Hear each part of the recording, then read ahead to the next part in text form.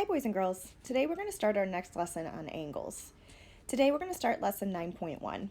Remember, you can follow along in your own textbook at home. We're beginning on page 85 today. You can also write down any answers or notes in your math notebook if you have that home with you, or you can also just write down notes and answer problems on a separate piece of paper. We're going to go ahead and get started by talking about some really important vocabulary today. If you take a look at the first Learn box on page 85, you'll see we're going to talk about rays and angles today. So first, let's take a look at the definition of a ray.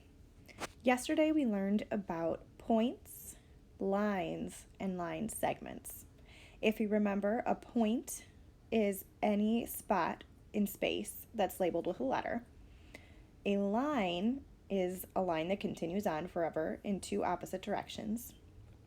And then a line segment is just a piece of a line that has two endpoints. It does not continue on in every direction.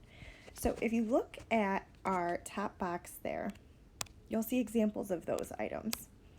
We have a point right here. That's point B on ray BA. We also have line CD. You can see those arrows on either end showing that the line goes on in both directions. And then we have line segments EF, and those do not have arrows on the end, just end points. The new part we're going to add on today is a ray. A ray is basically a line segment combined with a line. So if you look at the text here, it says a ray is a part of a line that continues without end in one direction. It has one endpoint. You can also use two letters to name a ray. The first letter is always the end point. So if you look at our example here, we can see that A is the end point, and then B is the side that continues on in every direction or in the same direction forever. So we would call that ray AB because the end point is point A. Underneath in that second ray, you'll see that it's named ray BA. The name switches because now the endpoint is point B, and then A is on the side that continues on in the same direction forever. So, to summarize, a ray is a part of a line that has one endpoint and then continues on in one direction forever with an arrow. I want you to pause the video now and try to draw your own ray on your piece of paper or in your math notebook and name it with two letters. Pause the video now and try it on your own.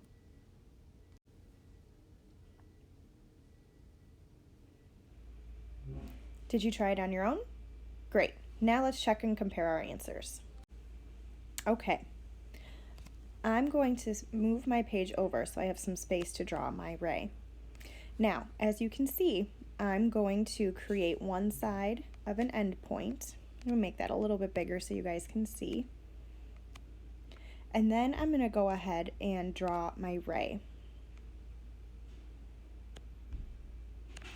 So you can see I have one endpoint. I still have another point on my ray,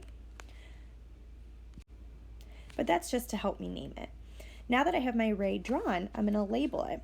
I'm going to use the letters of my name to name this ray. So I'm going to call it ray S. I'm going to make that a little skinnier so it's easier to read there. Let's see, I'm going to call it ray SP. S is the first letter because it's at the side with the endpoint. P is the second letter because it's on the side that continues on. So I would call it ray SP. Okay, now let's talk about how rays are related to angles. I'm going to go ahead and clear my board, and I'm going to zoom back in on our textbook page. We're going to go ahead and take a look at the next part of our box there on page 85. Our example gives us two new rays, ray PA and ray PB.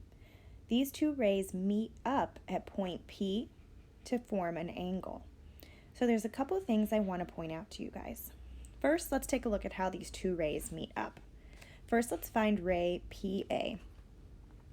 Ray P starts here and continues on to point A for ray PA. Ray PB starts in the same spot at point P and continues on to point B. The point where they meet up, point P, that's called the vertex of the angle. That's the point of the angle where the two rays meet up. That's a really important vocabulary word to remember, vertex. Now, when we name an angle, there are two different ways to name an angle.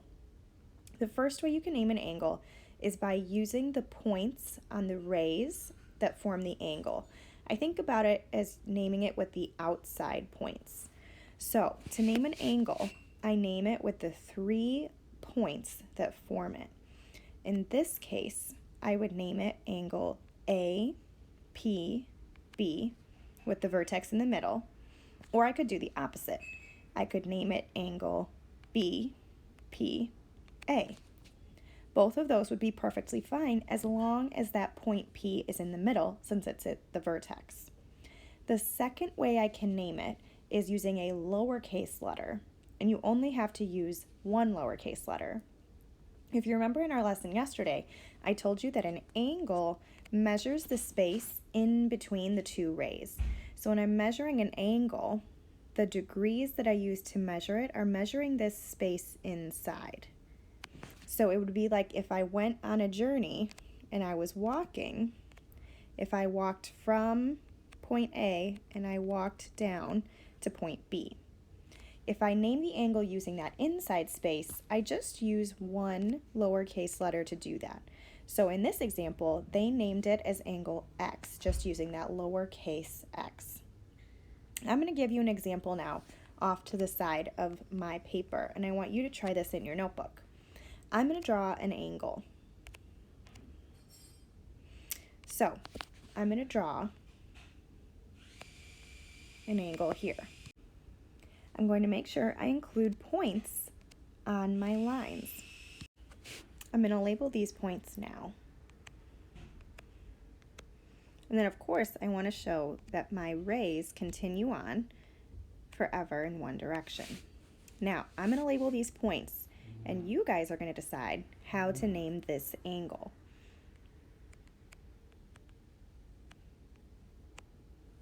I'm also going to show the inside space. Now, I want you to pause this video and tell me the 3 different ways you could name this angle.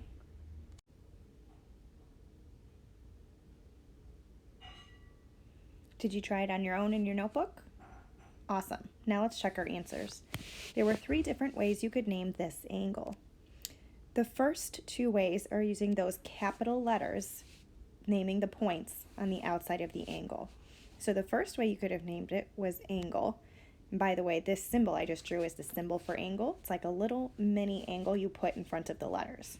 So I could call it angle A, B, C. I put that B in the middle because it's at the vertex. The second way I could name it is doing the opposite. Angle C, B, A. Again, my B is in the middle because it's the vertex. The third way I could do it is naming that inside space of the angle. To do that, I would call it angle S, and I use a lowercase letter. Does that make sense? Let's try some more examples on our next page in the textbook. All right, here we can see we have a shape to start us off. This shape is a rectangle. It has 4 sides and 4 right angles at the corners. They named this rectangle by naming the 4 corners. We have 4 points in this rectangle. The 4 points are at point P, point Q, point R, and point S. At each of those points, an angle is formed because lines are meeting up and connecting. So what our first 4 problems are going to have us do are figure out ways to name the angles at each of those corners. I'm going to clear my board so we can start fresh. To begin, let's start with the angle at P. That's what number 1 asks us to do. The angle at P would be found right here. So it's formed by lines SP meeting up with line QP and creating that space in between. On your own, try to come up with a name for that angle. Pause the video and write it in your notebook or on your piece of paper. Did you try it on your own? Let's check our answers. One possibility is angle SPQ. The most important thing to remember is to get that vertex in the middle. Point P is the vertex of this angle, so the letter P has to be in the middle of my angle name. There's another option that maybe you got instead. Your second option was to name that angle QPS, just the opposite order. Again, the point P still has to be in the middle of your angle name because that's the vertex of the angle. Go ahead and try numbers 2, 3, and 4 on your own in your math notebook. For number 2, you're going to find the name of the angle at angle Q. That would be the angle that's formed in this corner. For number 3, you're going to find the angle at angle R. That would be this bottom right corner. And for number 4, you're going to find the angle at angle S, which would be in this last fourth corner. You can use the 3 capital letters that make that corner. Just remember to put the vertex in the middle. Try that now, then we'll check our answers. Did you try those 3 problems on your own? If so, let's check our answers. Okay, let's check our answers. For number 2, the angle at Q, you had 2 choices. Q was the vertex of the angle, so that letter had to be in the middle of your name. Your 2 options were to label it as angle PQR, or your second option was to label it angle RQP. For number 3, you had 2 options as well. This was the angle at angle R, which means R was the vertex. Your 2 choices were to label it as angle QRS or angle SRQ. Last but not least, for number 4, you had your angle at S. Point S was the vertex of that angle, so that letter had to be in the middle. Your 2 choices were to label it as angle PSR or the reverse of that, angle RSP. Okay, let's try our next few problems. We're going to take a look at numbers 5, 6, and 7. These are angles just by themselves, not a part of a shape. As you can see, each one is 2 rays intersecting, just like we talked about on the last page. You're going to use the capital letters naming each of the points on these rays to name the angles. Remember to put the vertex in the middle. Go ahead and try naming these 3 angles on your own in your math notebook. Once you've tried it, resume the video and see if you got the answers correct.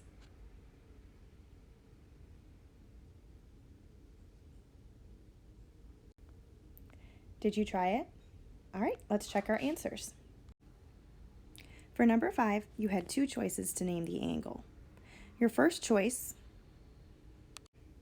was to name the angle ABC. You have to make sure that B is in the middle because B is at the vertex of the angle. Your second choice is just to do the opposite. You could do angle CBA. That's just going the other way around the angle. B is just still in the middle because it's the vertex. Now let's check number 6. Your first option for number 6 was to name this angle XYZ. Of course, X is in the middle because, Y is in the middle because Y is at the vertex or the point of the angle. Your second option was to name this angle ZYX. Again, point Y is in the middle because it's the vertex of the angle. Last but not least, we have number 7. Your first option for this angle was to name it angle GFE, again with point F in the middle because it's the vertex. Your second option to name this angle was to name it angle EFG, just the reverse, going the other way, but again having F in the middle because it's at the vertex. Okay, I'm going to clear my page so that we can move on to our last few problems. All right, Let's move on to numbers 8, 9, 10, and 11. This is getting a little more complicated. This time they gave us a new shape, and there are angles inside of this shape. This is a trapezoid shape. It has 4 corners, but there are some other angles because they added a line through the middle. We're going to call this shape ABCD because of its 4 corners that you can see here. Corner A, B, C, and D. However, they added a line through the middle, so we have a few extra angles on these 2 corners. Let's start by figuring out how to name some of these angles. If you remember earlier in the lesson, you can name angles in multiple ways. You can name it with the capital letters that make the points on the rays, or you can name the space between the rays with one lowercase letter. As you can see on our trapezoid here, they've already named some of our angles with those lowercase letters. Let's take a look at number 8 and focus on angle X first. Let's look at angle X first for number 8. We'll do the first part together. They already named angle X using the lowercase letter. That means they named the space between those 2 lines with that lowercase x. But there are 2 other ways we can name this angle using the capital letter way, using the points on the rays. I'll do the first one with you. The second way we can name this angle is to name it angle DAB. So I'm going to go ahead and write that in my answer space. Angle DAB. A is in the middle because it's at the vertex. Can you come up with a second way to name that angle? Pause the video and try it on your own, then come back and check your answer.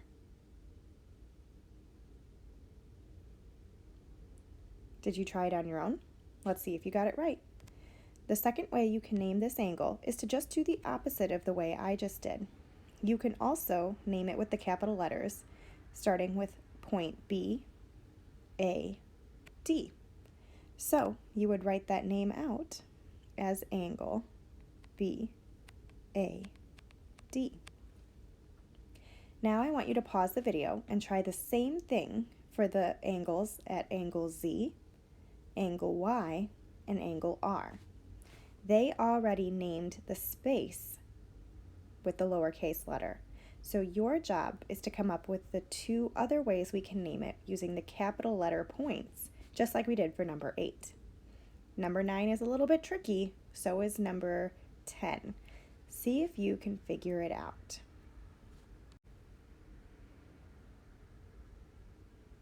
Did you try it on your own? Let's check our answers and see if you got it right. First, I'm going to erase so we have a clean slate to see these new angles. Okay, let's check number 9. For this one, you were finding the angle at Z. This one was a little bit tricky because it was one of those spots where the line cut the corner of our trapezoid in half. Angle Z is located right here. So your 2 other names had to include the points at the endpoints of those angles, which would be point B, point D, and point C. To put those letters in the correct order, the only thing you had to remember was to make sure D was in the middle, since that's the point that was at the vertex of angle Z. So your 2 choices for this one were to call it angles B, D, C, or angle C, D, B. Now let's try number 10. I'm going to erase so we can see a fresh view. For number 10, we looked at angle Y. Angle Y was located up in this corner. Again, you had to focus on the capital letter points that make the outside shape of this angle. To name it with capital letters, we would have to name it as angle C, B, D, since B is at that vertex, or you could do the opposite, angle D, B, C. All right, let's try our last problem together.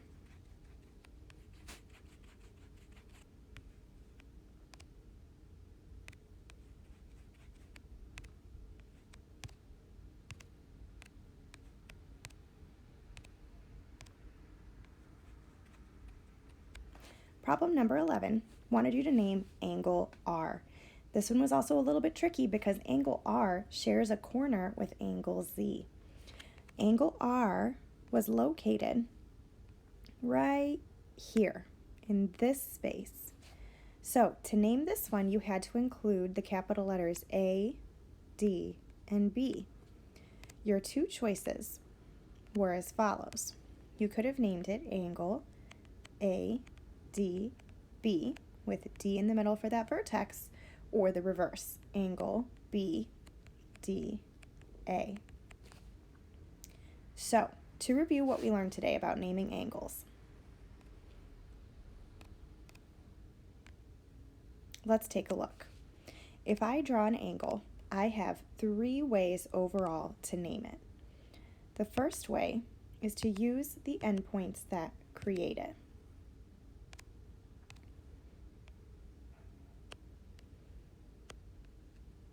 An angle is made by 2 rays connecting to share a common endpoint, which is known, of course, as the vertex. When you're naming an angle with capital letters, you have to make sure the vertex is in the middle. If I named these points, let's say I named them angle,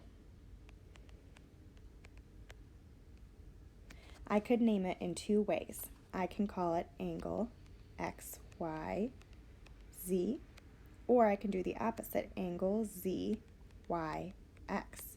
Both times, Y is in the middle because it's the vertex. My last option to name an angle is using just one lowercase letter to name that inside space in between the 2 rays. Let's say, in this case, I call it angle A. That would be my final way to name this angle. Now, on your own, you're going to go and try these concepts in your workbook. Check your to-do list for today to see which workbook pages you need to complete. Once you try it on your own, you can check the answer key that's posted on Google Classroom. Great job today, you guys.